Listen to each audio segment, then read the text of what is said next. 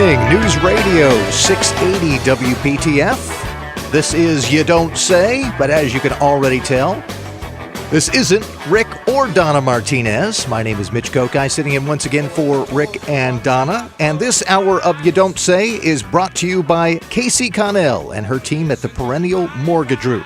Enjoy a new beginning at perennialmortgage.com. And coming up today, a very special treat for us. We normally talk about things that are going on in the news or things that are going on in the world of politics.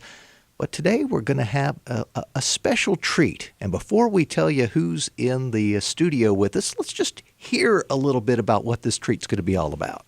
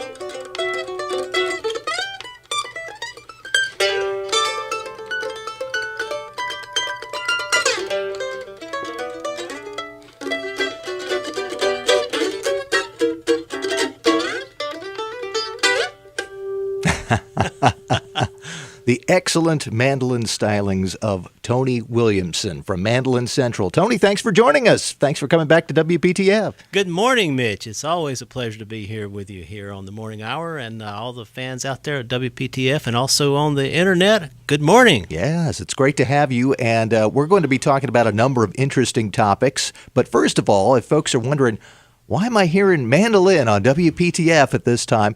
We thought it would be a good idea to chat about mandolins and bluegrass because coming up at the end of this month is the big International Bluegrass Musicians Association Festival Conference worldwide event right here in Raleigh for another year. And this is a big deal, isn't it? Oh, it's fabulous. You know, people from all over the world come to hear and play bluegrass. They're from Japan, from Europe, Czech Republic. It's amazing the meeting of people. A lot of them are musicians who bring their instruments, and there's various degrees of skill from the fabulous playing of some of the professionals to the jamming in the streets. And the city of Raleigh has done a wonderful job preparing a place for us because they create venues. There's a lot of music you can hear for free without buying a ticket.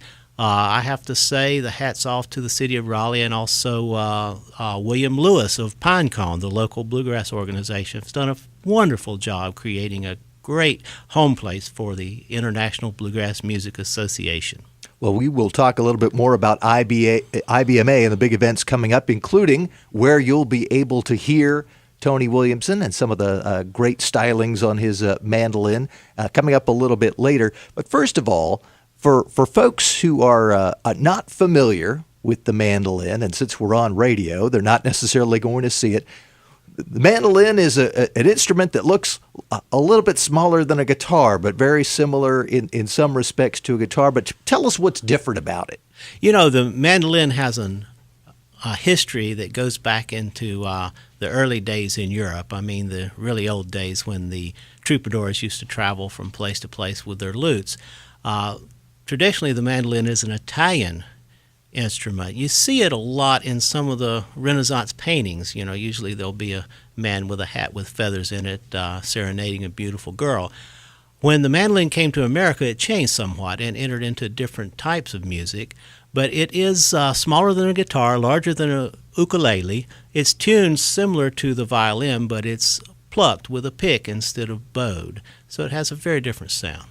And in contrast to a guitar, which typically has 6 strings, the mandolin has 8, but you don't have to know 8 different notes, do you? That's right. There's 4 different notes. They're in pairs or courses. So you've got 2 G's, 2 D's, 2 A's, and 2 E's. and you have to get those tuned exactly alike. That's why some people think mandolin is actually Italian for out of tune.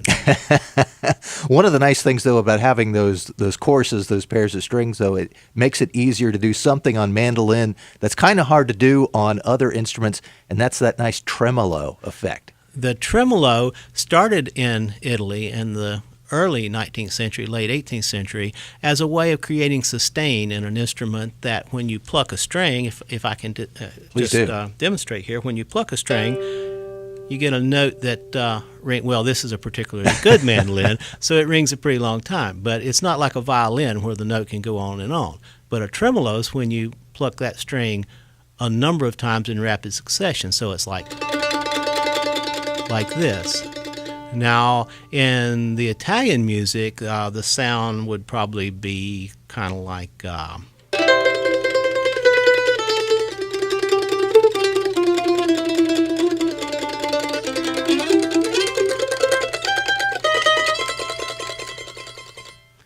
So that's the effect of the tremolo, which is really cool on the mandolin. And some of that crossed over into our music.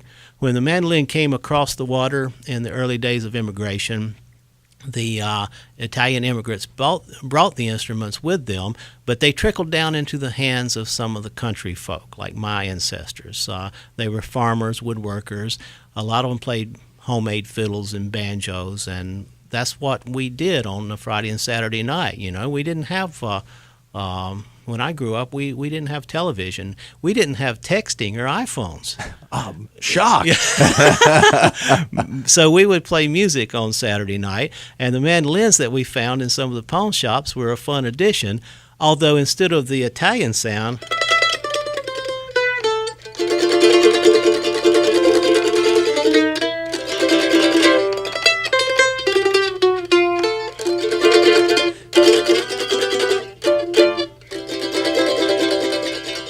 which I love, by the way. In fact, I'm going to be in Italy next month. But when the mandolin reached the hands of the country folks, they came up with a sound that sounded more like this.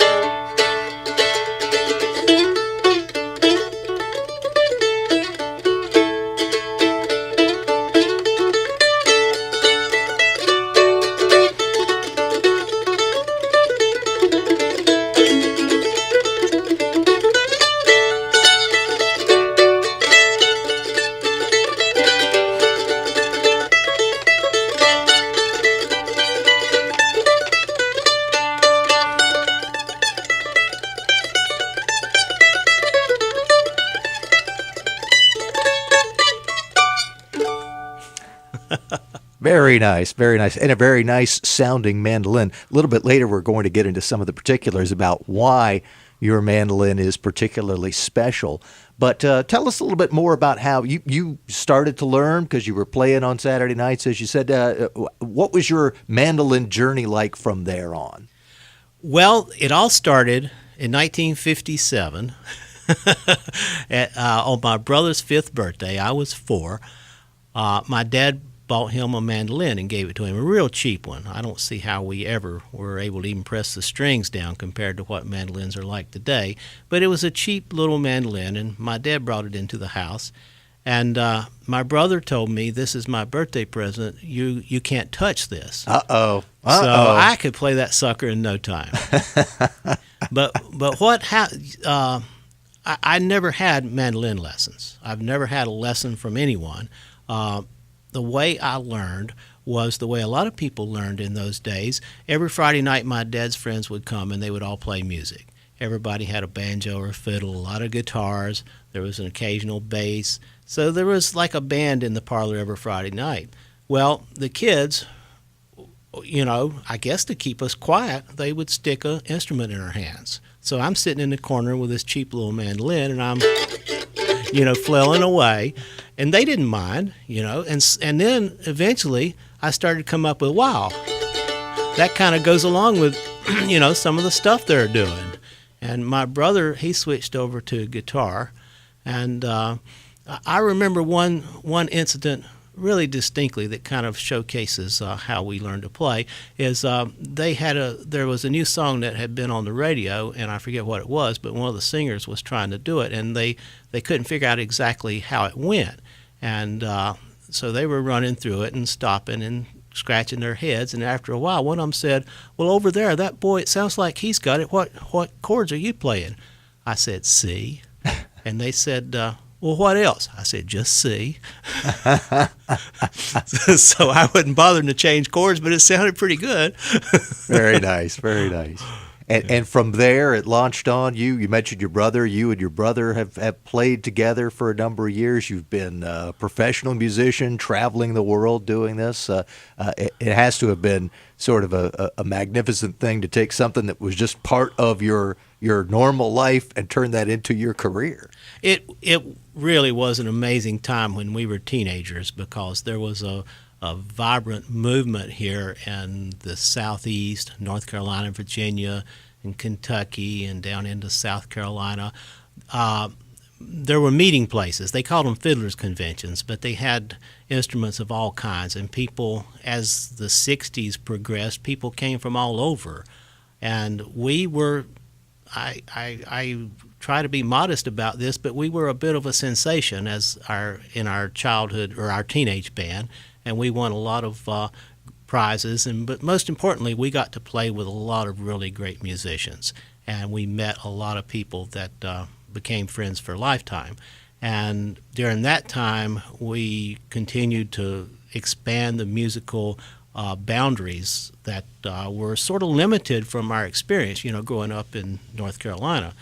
But unfortunately, my brother decided that he was going to go off to we both went to UNC in Chapel Hill for our undergraduate on scholarships, and when we graduated, my brother went off to Stanford to get his PhD in mathematics, and he's decided to become a real person with a real job. He does this Raleigh commute every morning. I just had a little taste of that, and I'm glad I chose to be a musician at that point. But the band broke up, and I went on to find other ways to express myself, and learned a lot of different types of music, and it was really a great springboard for me. The great news is that my brother is back in the Raleigh area, and we've reunited our old band, and we'll actually be appearing at this IBMA. Yeah, and we're going to talk about that a little bit later. We're also going to talk about the fact that you mentioned the first mandolin that you played on was very cheap, had a hard time probably pressing down the strings. The mandolin that you're playing for us this morning is anything but cheap, but we're going to talk about that in just a little bit as You Don't Say continues.